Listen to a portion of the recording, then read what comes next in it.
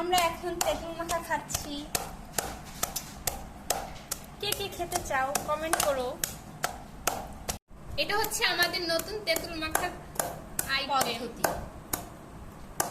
দেখুন কিভাবে পটের মধ্যে ঢুকিয়ে তারপর ঝাঁকানো হবে। এটা খুবই সুস্বাদু হয়। আপনারা এই পদ্ধতি চালাতে মাখানোর আগেই সবাই খাওয়ার জন্য কারাকারি করছে। তেঁতুল দেখলে আসলেই কারো তস হয় না। আপনার কি বলতে বলতে জিভে পানি চলে আসছে?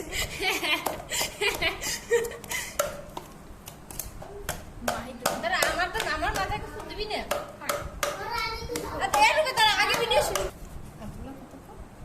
কতক্ষণ লাগবে? এই কিছুক্ষণের ভিতরই হয়ে যাবে। এই তো এখনই পটের মধ্যে ঢুকানো হয়ে যাচ্ছে।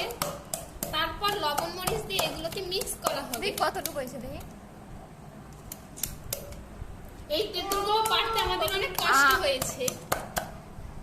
এখন আর কোনো হাসা গুঁড়া মরিচ আর লবণ মিশানো হচ্ছে।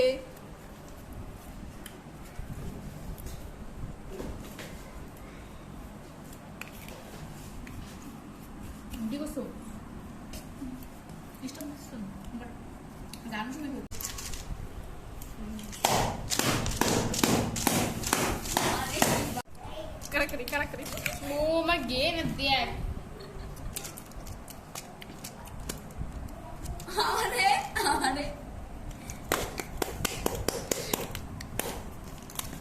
দেখ